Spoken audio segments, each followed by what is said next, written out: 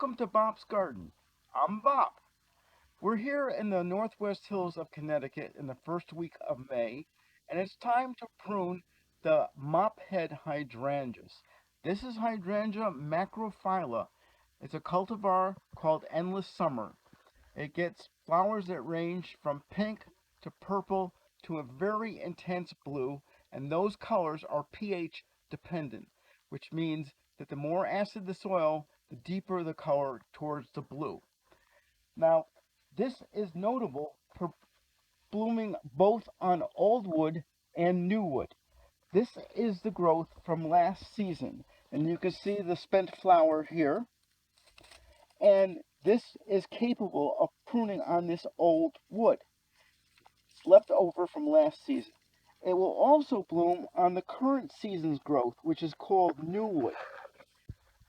If you would like more examples of blooming on old wood and new wood, please watch my video, Pruning for Beginners. There are many other cultivars of Hydrangea macrophylla, such as Summer Beauty and Summer Crush, but they're all pruned the same way. So what we need to do is we want to encourage both have room for this new growth to come up and to possibly bloom, will bloom, I should say, and these will also can be blooming, but we need to make room for this new growth coming up. So the first thing we're going to do is we're going to take out anything less than a pencil width in diameter.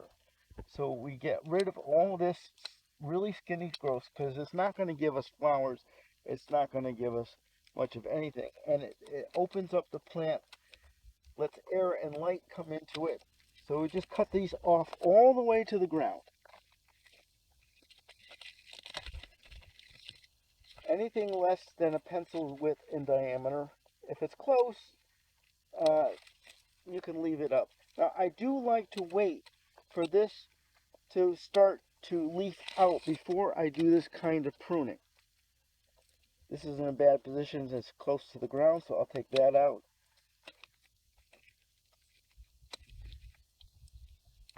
And we see one in the center here, a couple in here that are really skinny.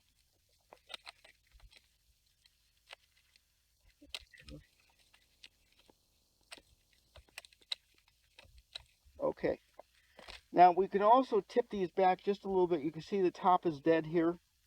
See how it's gray? So we'll tip that back and we'll go to the first bud that has buds on both sides. So here's a single bud. We'll come back to this and we'll tip them back.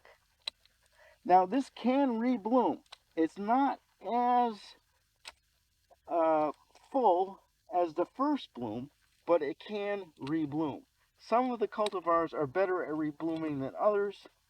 And if you have a problem with this, would say you have one of these that you haven't pruned in a really long time and it's not producing flowers, well, the best thing to do is to cut everything down to the ground and just leave the new wood, leave the new growth for the season.